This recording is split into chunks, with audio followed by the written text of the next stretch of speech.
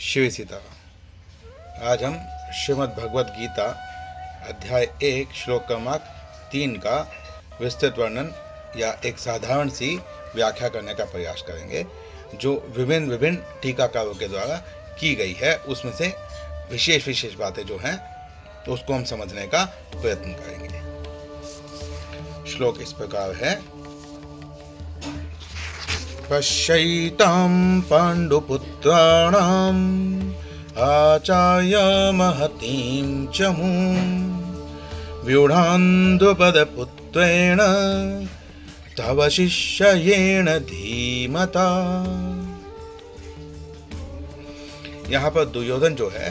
वो आचार्य द्रोण के पास जाकर यह कहता है कि पश्येताम अर्थात देखिए, इस महान पांडुपुत्राणाम आचार्य, इस जो आप पांडुपुत्रों के आचार्य हैं, तो आप इस महान महतीम महान चमूम एक अर्थ में लिया जाता है सेना, इसका अर्थ होता है, लेकिन वो सेना जो सामने वाली सेना का भक्षण कर लेती है। अर्थात यहाँ पर दुर्योधन खुद ही पांडवों की सेना को चमू कहकर संबोधित कर रहा है। संस्कृत में चमुष जो धातु है उसका अर्थ होता है भक्षण करना,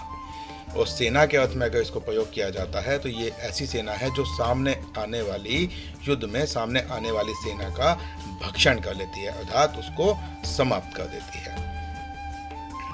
इसके बाद वो कहता है आचार्य से कि हे आचार्य, आप पांडु पुत्रों के भी आचार्य हैं, और आप व्यूढान द्रुपद पुत्रेण, द्रुपद का जो पुत्र है, अब यहाँ पर द्रुपद का पुत्र कहा, इससे वहाँ पर दुष्टद्युम्न भी कहा जा सकता था, परंतु द्रुपद के साथ आचार्य द्रोण का पुराना एक वैरभाव था, जिसकी वजह से जो दुर्योधन है वह वैरभाव याद दिलाकर उनको बता रहा है कि द्रुपद बेशक आपका शिष्य है, तव शिष्येण, आपका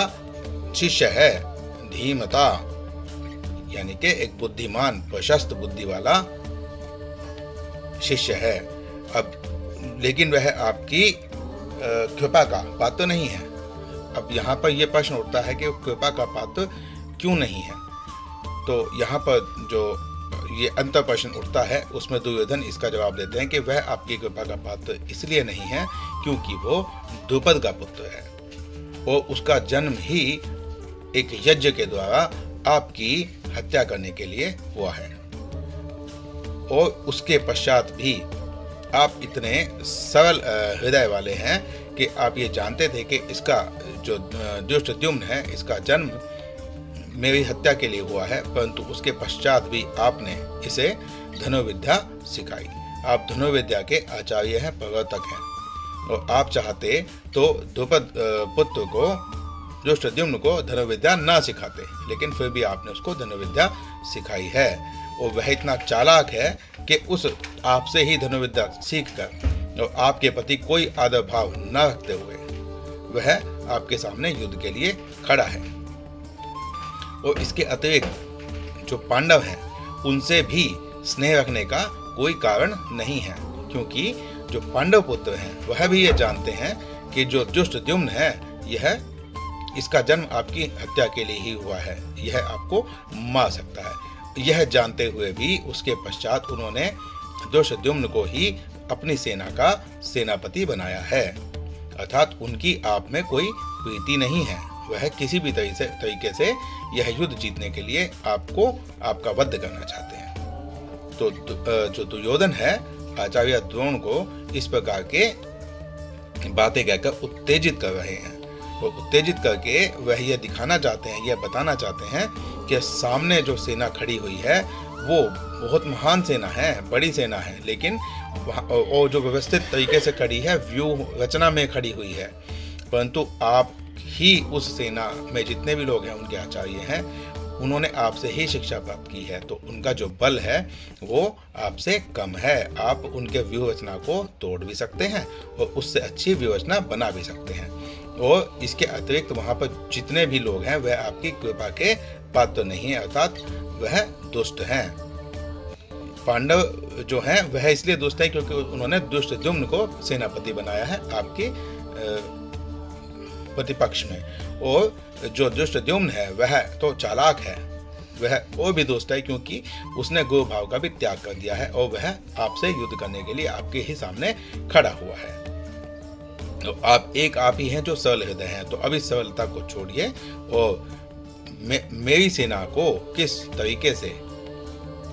विजय श्री प्राप्त हो सकती है उसके लिए आप अपनी विवेचना करिए। अब यहाँ पे जो आचार्य द्रोण है वह ये कहते हैं कि अगर मैं दुष्टद्युम्न से हार भी जाऊं तो इसमें भी कोई मेरी शोभा घटेगी नहीं, क्योंकि जो गुरु होते हैं या जो पिता होते हैं वह सब जगह जीतना चाहते हैं, लेकिन अपने शिष्य या अपने पुत्र से अगर वो हार जाएं तो उसमें उनकी ही शोभा, उनकी ही कीर्ति बढ़ती है। तो यहाँ पर जो दुर्योधन है वह कहता है कि आपकी बात सही है, लेकिन अगर ऐसा होता तो उसके लिए पुत्रत्व या शिष्यत्व होना चाहिए। परंतु यहाँ पर जो द्रुपद का जो पुत्र है दुष्टद्युम्न, उसमें ना तो शिष्यत्व है और ना ही पुत्रत्व है, वह तो शत्रु का पुत्र है और वह इतना चालाक है कि आपसे शिक्षा लेकर आपके पर ही वार करने के लिए उद्यत है, वह आपका वध करना चाहता है। तो यह जो आप कह रहे हैं यह आपका तर्क सही नहीं है। तो द्रोणाचार्य कहते हैं, अंतर प्रश्न करते हैं, यहाँ एक प्रश्न उठना चाहिए कि द्रोणाचार्य कहेंगे तो मैं क्या करूं, वो मेरी हत्या करने के लिए तो क्या मैं युद्ध छोड़कर भाग जाऊं?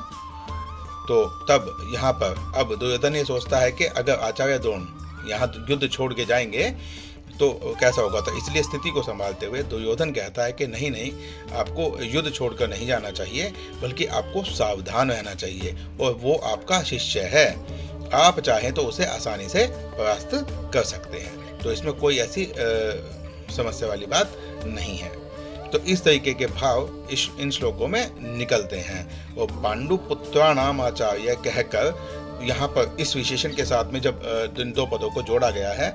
तो यहाँ जो दुर्योधन है वो यह भी बता रहा है कि आप सिर्फ मतलब अब यहाँ पर दुर्योधन जो है एक ऐसा